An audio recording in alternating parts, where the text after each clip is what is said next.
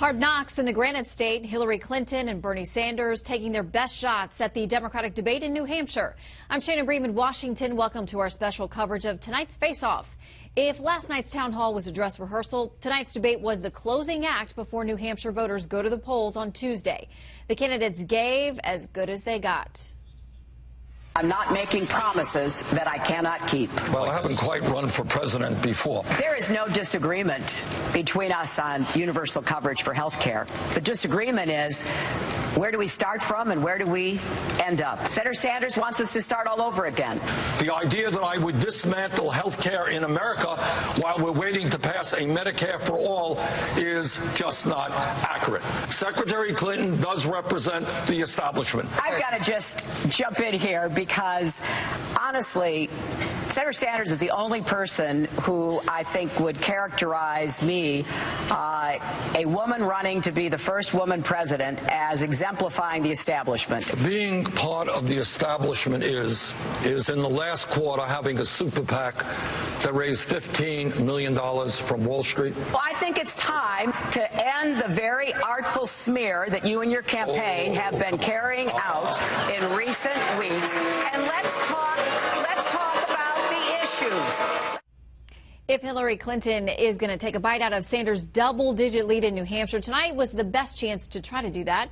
Chief White House correspondent Ed Henry joins us now. And Ed, it got pretty heated. Your reaction? It got a little hot, Shannon. You're right. I think it took 5 debates, but the gloves finally came off. There were sharp personal attacks, accusations of running each other down, slamming each other.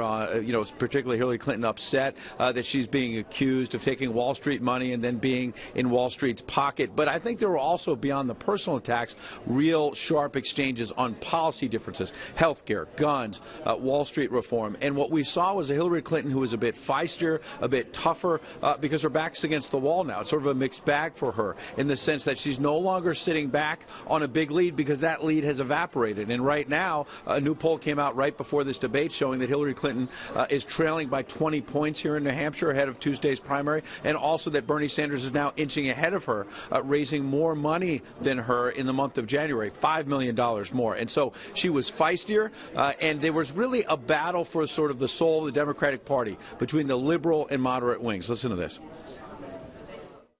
I am a progressive who gets things done, and the root of that word, progressive, is progress. If we're going to get into labels, I don't think it was particularly progressive to vote against the Brady bill 5 times. I don't think it was progressive to vote to give gun makers and sellers immunity. I don't think it was progressive to vote against Ted Kennedy's immigration reform. Instead of arguing about definitions, let's talk about what we should do. And one of the things we should do is not only talk the talk, but walk the walk. And so I talked about some of the strengths for Clinton, the strengths for Sanders.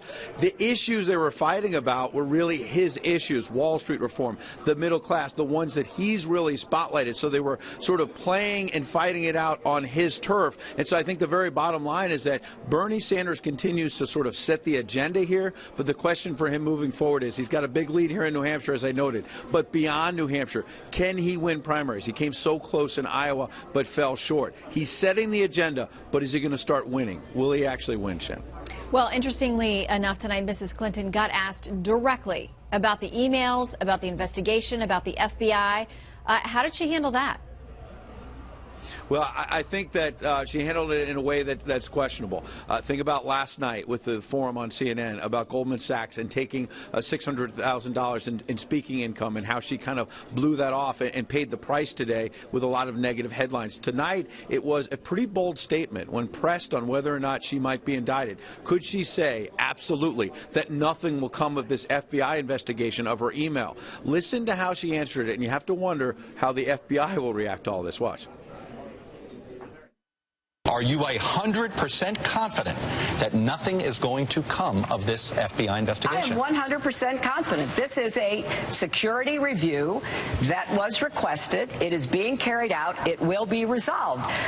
But I have to add, if there's going to be a security review about me, there's going to have to be security reviews about a lot of other people, including Republican office holders, because we've got this absurd situation of retroactive classifications. Honest to goodness, this just beggars the imagination. 100% certain, she said, that nothing will come of this FBI investigation. You have to wonder, the dozens of FBI agents working on this case right now, what they think about the idea that the potential target of all this believes nothing will come of it. And the final point is, following on last night's CNN forum where she was on defense about Goldman Sachs, tonight she was pressed on, okay, will you release the transcripts of your speeches to Goldman Sachs behind closed doors? Were you saying the same thing in private that you are in public about going after Wall Street? She said she'll think about it. We'll be pressing her on that in the days ahead, you can bet, Shannon. I'm quite sure you will. Ed Henry, thank you for joining us tonight to wrap it up.